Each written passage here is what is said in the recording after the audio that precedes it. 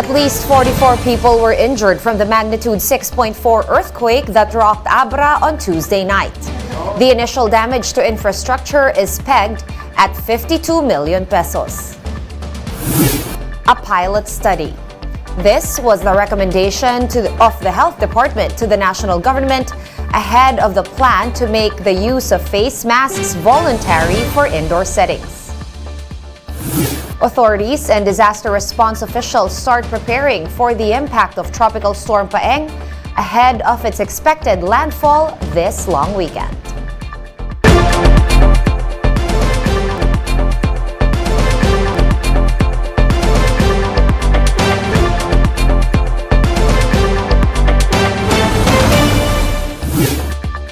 Fast, focused, and fearless. Here's a roundup of stories we're watching now.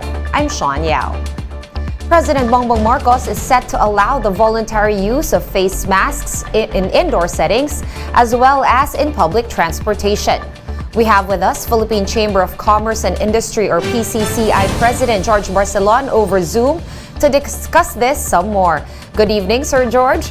How does this new policy... Good evening, Sean. Yes, thanks for joining us. How does this new policy sit with the business groups? Is this something you guys are looking forward to? Or do you have any concerns on a COVID surge or a possible COVID surge, in case this indeed pushes through?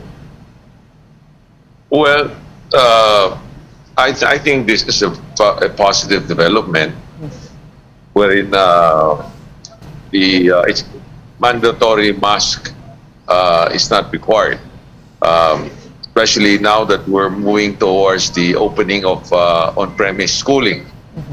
This would definitely project a sense of normalcy, and I think the general populace, taong bayan, they are responsible enough to know that being careful about not being infected.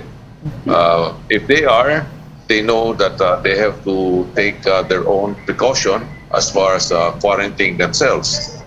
So it's a positive move, and definitely this will help the business sectors open up. Right. So speaking of that, I was going to ask about the possible impact of this new policy on work and businesses. Of course, outdoor mask use, voluntary outdoor mask use has been in place for about a month or more. Do you think, conversely, this could actually turn some people off because they would be scared to go to a place where some people might choose to not wear masks? I would think that the President PBBM, after his travel to Indonesia and to Singapore, and of course, as of late to the United States, wherein he sees a very normal environment of people doing their daily lives and children going to school without any mask. Of course, precaution must be taken, wherein if somebody is not feeling well, they should protect others that are of close proximity. But by the looks of things, yes, there are some surges, but the morbidity rate seems to be acceptable. All right. And at this point in the pandemic, it's been almost 3 years. At this point, do you think there are enough safeguards in workplaces, enough for people to, be comfortable with this new policy? Well, yes. I mean, in the past so many months, I see a normalcy now. If you look back to the last December, wherein the COVID infection is still high, but you can see people mulling around in the shopping malls, and then they're doing very well. All right, thank you. Thank you so much for your time and insights. George Barcelon, President of the PCCI, the Philippine Chamber of Commerce and Industry. And the Health Department says it recommended a pilot test of the voluntary indoor mask policy before its actual implementation. Officer in charge Maria Rosario Vergara told Radio 5 that this was their proposal to the IATF. Vergara did say, though, that she will respect the majority's decision on the matter. The acting chief of the DOH also said that face mask use will not be mandatory in public transportation in the executive order that is set to be released by President Marcos. Instead, it will just be highly encouraged. Boils down to individual decision. Shared responsibility po natin ito lahat. So kapag alam po natin na medyo hindi po angkop na magtanggal tayo ng mask, we highly encourage people to wear their mask. No? Lalong-lalo na po dyan sa public transport, lalo na po dun sa mga tataong lugar. And the Justice Department is looking into the possibility that the alleged middleman in the Lapid slay case may have been murdered. Justice Secretary Boying Remulla said they are being thorough with the investigation. President Bongbong Marcos himself said he is not convinced that June Villamor died of natural causes. Initial autopsy findings from the National Bureau of Investigation found no external physical injuries on Villamor's body. Results of the second autopsy conducted by forensic expert Dr. Raquel Fortun are expected to come out tomorrow. We're being thorough about it kasi nga, we're not talking about one murder case na lang dito eh. It's a possible, the June Villamor case may be a possible murder case too. Kaya we're also investigating that. It's our obligation to do that. One News Now will be back with more stories after this quick break. Keep it here.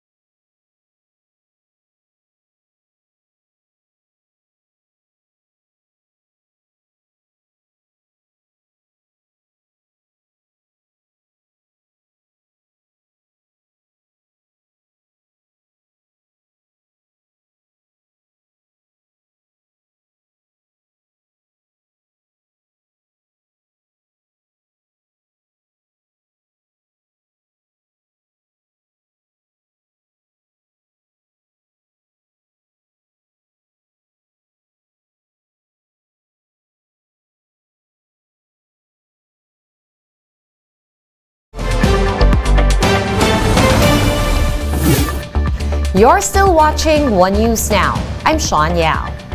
Earthquake survivors in Abra are now trying to return to their normal lives after the magnitude 6.4 tremor that hit them earlier this week.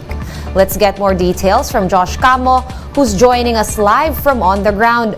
Josh, how is Abra doing at the moment?